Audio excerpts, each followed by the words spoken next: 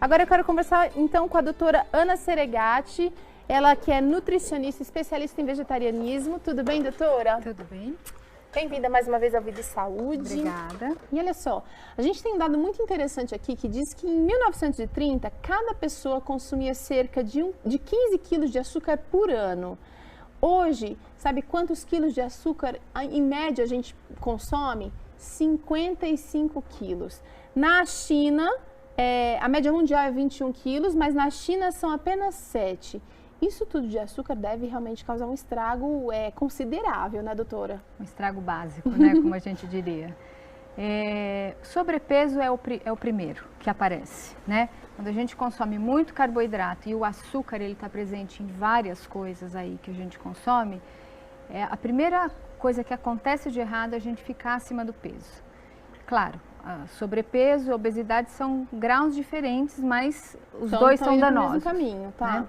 Quando você tem abuso de açúcar também, você pode estimular o seu corpo a desenvolver o diabetes, que não é aquele diabetes que a pessoa nasce desde pequenininho, mas é aquele diabetes decorrente de alterações no metabolismo e que o organismo passa a não dar conta de baixar o açúcar do sangue como deveria acontecer normalmente. É o diabetes que é resultado do estilo de vida bagunçado, né? Do estilo de vida bagunçado e do excesso de peso. Vamos tentar entender um pouquinho como que o açúcar atua no organismo. Uma vez que quando a gente come uma dessas guloseimas, por exemplo, qual é o primeiro caminho do açúcar? Então, a digestão começa na boca. Isso rapidamente passa pelo estômago e chega no intestino, na primeira porção.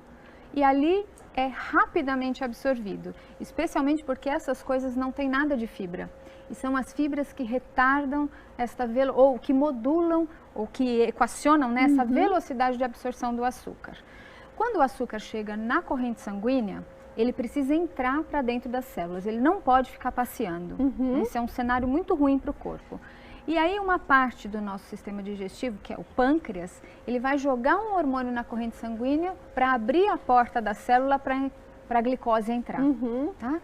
Quando você tem excesso de açúcar, você tem esse açúcar circulando no sangue, excesso de consumo, chega muito açúcar circulando, isso vai estimular muito o pâncreas, que vai jogar muita quantidade de insulina no sangue. E de uma maneira bastante simplificada, se você tem muita insulina circulando no sangue, você não consegue queimar ao tecido gorduroso. E se você tem excesso de açúcar no sangue, isso vai virar tecido gorduroso. Vai acumular. Vai acumular. Então é realmente um dano. O açúcar, ele pode ser considerado um causador de doenças? Certamente. Sem dúvida alguma, no mínimo, sobrepeso e obesidade e diabetes. Sobrepeso e obesidade, quando a gente fala de sobrepeso e obesidade, a gente já está pensando, já está falando de fatores de riscos para outras doenças, certo? Sim, certo. Sobrepeso, só para a gente, assim, existem faixas, né? Sobrepeso é uma faixa anterior à obesidade, a obesidade tem vários graus.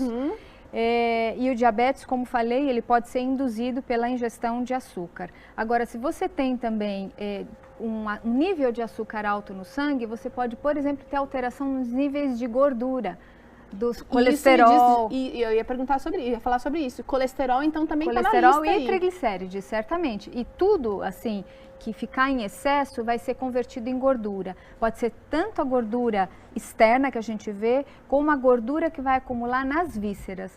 Por exemplo, tem gente que desenvolve a tal da gordura no fígado. E pode ser decorrente, então, de uma... Normalmente, isso é decorrente de carboidratos, especialmente açúcar. Olha só, então a gente realmente precisa ficar de olho no que a gente anda na quantidade de açúcar que anda entrando no nosso prato. Agora, o açúcar, ele não é facilmente eliminado da dieta, como a gente gostaria, talvez. A gente precisa criar mecanismo para diminuir o consumo do açúcar na dieta. Existe uma recomendação pelo Ministério da Saúde de você consumir no máximo uma colher de sopa de açúcar por dia ou de algum doce. E isso está incluso já nos embutidos. Então, num bolo, a gente tem que contar a quantidade de açúcar que está ali presente naquela fatia. Exato. E qual é o problema? O problema é que o açúcar vicia. Vicia não só o paladar, como vicia do ponto de vista químico, né? É um vício que a gente poderia comparar a algumas drogas nocivas, como cocaína e outras drogas dessa natureza, porque ele altera o funcionamento dos neurotransmissores que vão, assim, regular apetite, que vão regular sabe aquela, você já ouviu falar, gente, assim, eu preciso de um doce?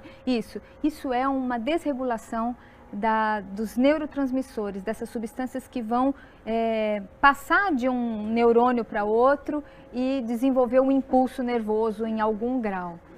E a gente tem aquela coisa assim, parece que tem essa sensação, uma pessoa que gosta de doce, parece que ela nunca está 100% satisfeita, ela come um docinho, mas ela está sempre querendo mais. Então, e é exatamente o mesmo ciclo da droga. É o ciclo da droga. Doses maiores. Doses maiores. E assim, para parar de comer, assim, para reduzir, quem é adicto a doce, não adianta dar uma colher, aí é que nem um alcoólatra, não dê o primeiro gole. Quanto mais você fica sem comer açúcar, menor é a vontade.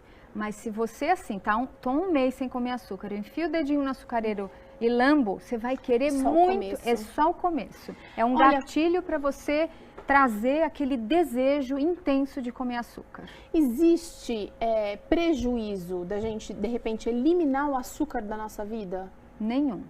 Nenhum, porque assim, o combustível do nosso corpo são os carboidratos. O carboidrato vira açúcar. O açúcar é um carboidrato. O que é um carboidrato? Um carboidrato, ele pode ser, é o combustível, é a gasolina do carro, vamos lá. E você tem dois tipos de carboidratos, que vêm das frutas, que é um carboidrato bem simplesinho, são duas moléculas assim, que você passa uma serra e logo já libera, né? E um carboidrato mais complexo que todo mundo conhece é o chamado amido, que são várias moléculas de glicose e aí precisa das enzimas ali, de uma faquinha para ir cortando e separando, né? Então você precisa da glicose e a glicose pode ser obtida, por exemplo, dos cereais integrais e das frutas.